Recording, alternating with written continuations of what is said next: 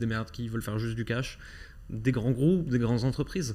J'ai l'impression que tout l'écosystème autour du crayon vous a réussi à dégommer cette espèce de barrière invisible qu'il y avait entre le monde ultra-corpo classique et le monde infopreneur. On est là pour faire du cash et on s'en fout de tout. Qu'est-ce qui fait que vous avez dégommé cette barrière, et même de manière générale, qu'est-ce qui fait qu'elle est en train de devenir de plus en plus poreuse, cette barrière, selon toi? Déjà, moi, je me rendais pas compte qu'elle existait. C'était la base du truc. Enfin, pour moi, une bonne partie des infopreneurs faisait partie des grands entrepreneurs au même titre qu'un patron de start-up. Ouais, okay.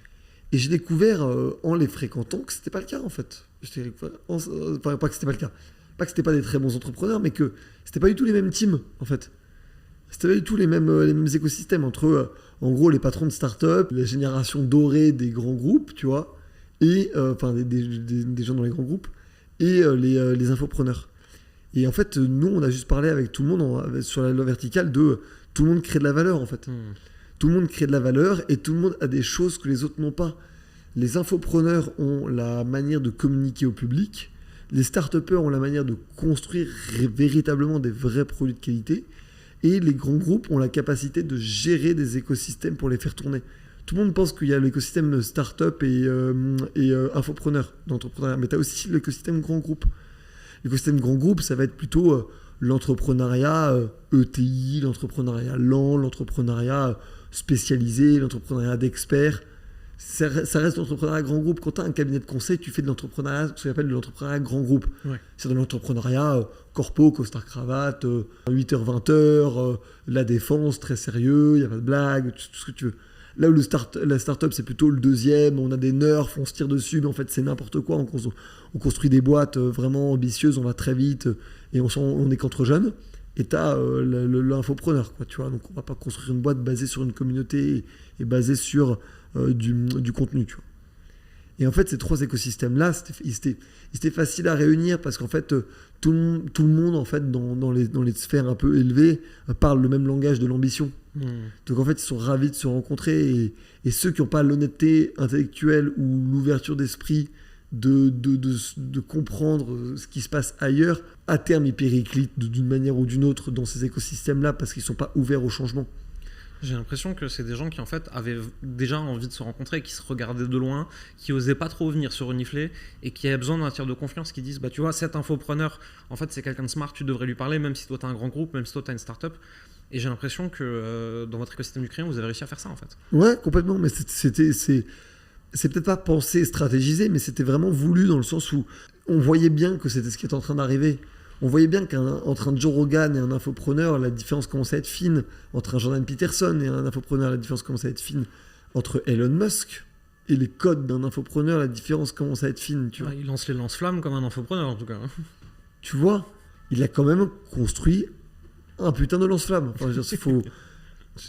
Bref, ce mec-là me fume.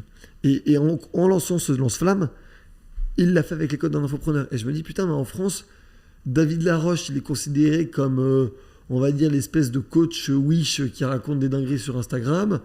Yomi Denzel, c'est le mec qui réussit à rendre tout le monde millionnaire, mais pas tant que ça. Et Antoine BM, c'est vraiment c'est le libertaire moine bouddhiste du capitalisme, tu vois. T'avais pas grand-chose de non cliché par rapport à ça, de beaucoup plus subtil, alors que les choses étaient beaucoup plus subtiles. Et en fait, les entrepreneurs en mode start-up ou grand groupe ont commencé à comprendre les codes de ça. Donc, tu as eu les premiers, c'était des start-upers. Donc, ça va être Toinon Georget de Wallaxy, ça va être Guillaume Moubèche de Lemlist, ça va être Théo Lion de Kudak, Valran Mouliberto du Crayon. Et là, pour le coup, tu as commencé à avoir une deuxième génération du coup, d'entrepreneurs qui communiquent massivement, mais là, pour le coup, plus sur leur boîte, tu vois. Donc, ça aide à acquérir des clients, mais c'est un petit peu plus, tu vois. Et là, aujourd'hui, nous, on en signe pas mal avec le surligneur, tu commences à voir les entrepreneurs grands groupes, ceux qui ont des cabinets de stratégie en ressources humaines. Tu vois, moi, je comprends pas ce qu'ils font, quoi. Ouais. des gens qui ont entre 25 et 55, mais qui sont sur des trucs pointus, quoi, tu vois. Qui doivent avoir une image sérieuse. Qui encore, aujourd'hui, sont peut-être pas en cravate, mais en costard, tu vois. Et donc en fait, tu as eu toute cette chaîne, en fait, comme une courbe de l'adoption, en fait. Les innovators, c'était les infopreneurs. Les early adopters, c'était les start-upers. Et la early majority, c'est les entrepreneurs grands groupes. Et après, derrière, tu auras les salariés. Et après, tu auras monsieur, madame, tout le monde. Tu vois. Surtout que quand on prend le temps de parler ou d'étudier l'écosystème à minima de gens comme David Laroche, comme Yomi, comme Antoine, etc., on voit quand même des putains d'entrepreneurs. Les mecs, ils sont bons. Ils ont monté des grosses boîtes à leur échelle. Alors rien à voir avec les grands comptes et des choses comme ça, mais ils ont monté des grosses boîtes ultra bien pilotées, ultra cash flow positives, et